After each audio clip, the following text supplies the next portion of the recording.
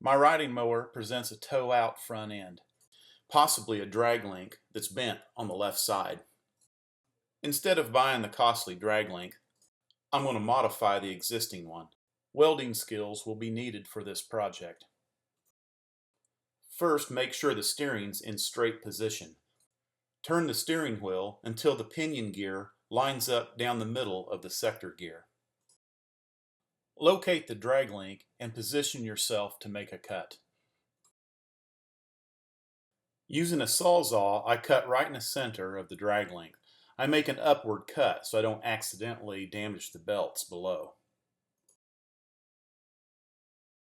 I position the cut segments parallel to each other, and then I turn the left wheel until it was straight.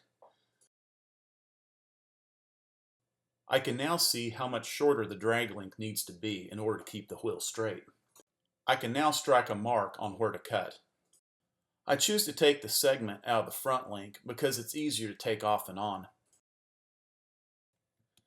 And as you can see, it is very easy to access. Using a couple wrenches, remove the nut, and you can easily remove this piece of the drag link.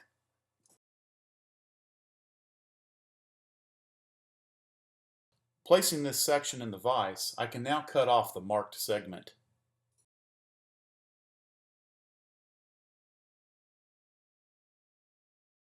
Now reinstall this segment into its original position.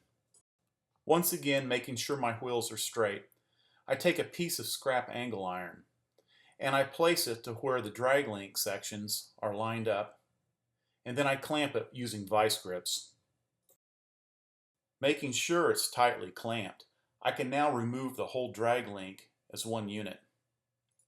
Also, after the pieces were clamped, I raised the front end with a floor jack to make access even easier. Securing the whole unit in a vise, I can now weld all the pieces together. After allowing my welds to cool, I can now reinstall the whole drag link into place.